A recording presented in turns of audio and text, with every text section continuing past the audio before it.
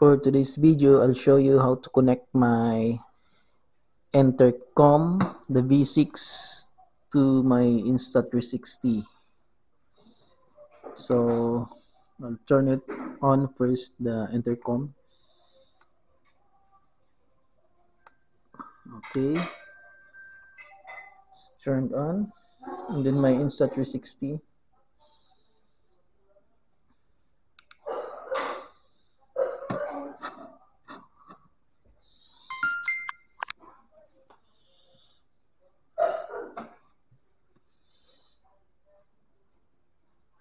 So, ayun, you need to go to the quick settings. So, sa taas, scroll down lang. And then, ayun, makikita nyo yung ano niya.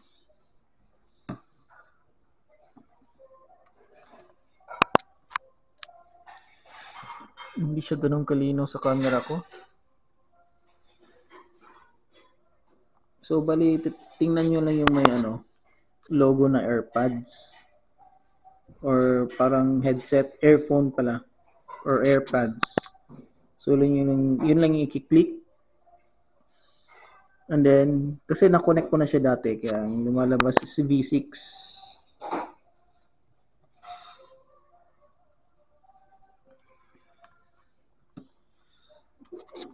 So, yun. Kung hindi pa kayo na nakapag-connect dati, magsi-search yan eh. So, magsi-search, siguro mga inaabot din ng mga 1 minute bago ma-detect. So, pag na-detect na, ito, V6, so na-detect na niya. So, click lang.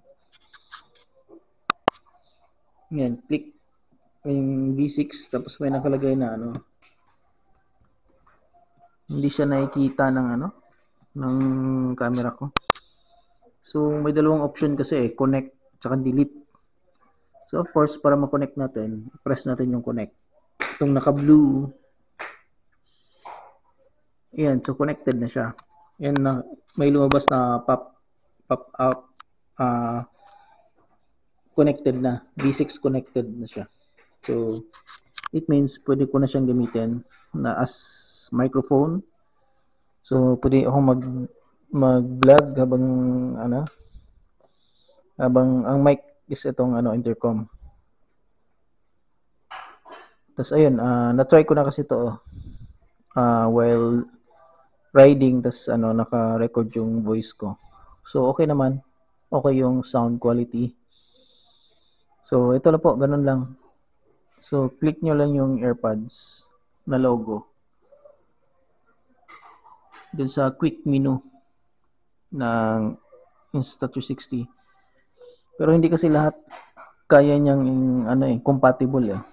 Kagaya ng isa kong intercom, yung Jaber J4, hindi niya nadidetect. Hindi nadidetect na X3. Kaya hindi ko siya nagagamit pang connection. So ito lang si V6, JS, yun, compatible siya. So ito lang.